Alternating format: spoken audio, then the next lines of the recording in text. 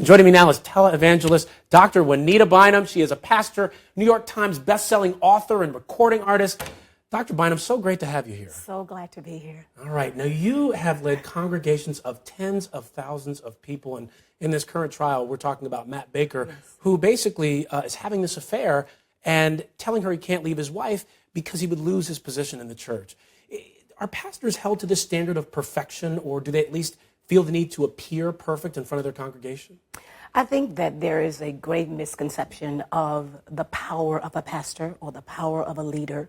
And I think that when one have an opportunity to come into that kind of status, for example, you have one man and 80% of his church is women, you know, and that within itself is a very powerful thing when you can stand in a microphone and command the audience of people.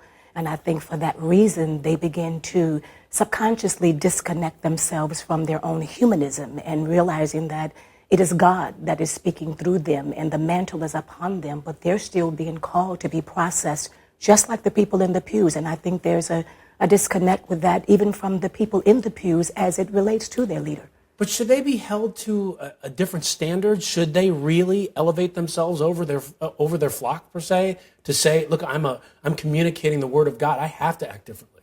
Absolutely, because I believe when you step into the posture of saying you are a leader, everybody that takes the microphone is a teacher.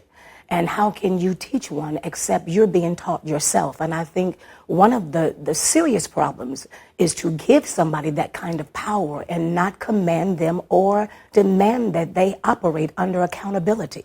And when there is no accountability, there is no moral ethics, there is no limitations, and you make your own rules. And behind that, you become a monster and an accident just waiting to happen. Wow. So they get this sense, it sounds like you're talking about, they get this sense of being untouchable. Absolutely. As if they can do anything. Do you see this actually happening? Absolutely. Really? Absolutely. All the time.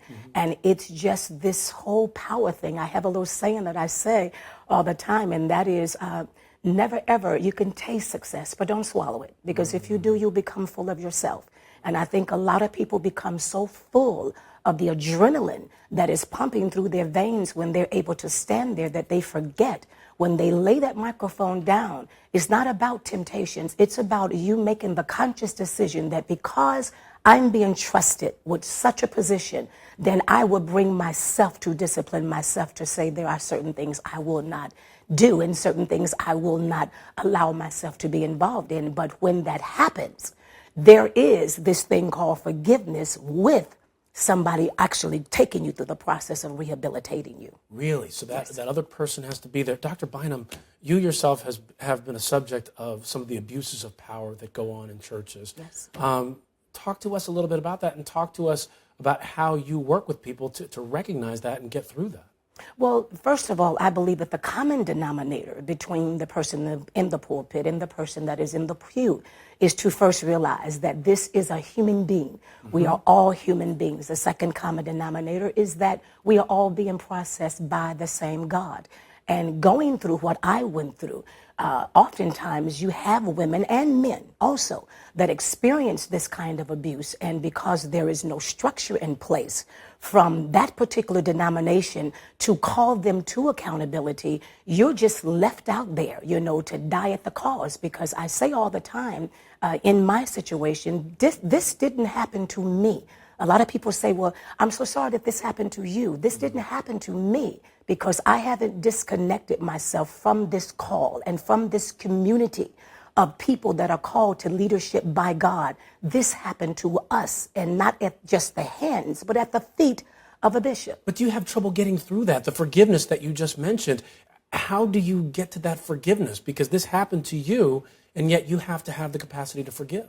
Well, my journey for forgiving is to first bring myself to the realization that, number one, this is a man. And number two, when I saw that there was no accountability, then I had a responsibility to myself. You know, we say all the time that the first law of nature is self-preservation. And at that point, I began to fight with everything that I had in me, even with therapy and counselors and people that I am accountable to. And I had to have people to take me by my hand and walk me through it to the point that they had to help me to realize you're not depending on a system to help you through it, because you're evidence that the system is broken. This kind of salvation for yourself is going to come because you're having a desire not just to live, but to then to turn around and be the teacher of what you have experienced, to be able to articulate the gospel now in and through your experience and not just a bunch of scriptures. Dr. Juanita Bynum, thank you so much for being with us, talking to us about forgiveness, but also talking to us about the power dynamic that goes on in churches. Thank you. We appreciate it. Thank you.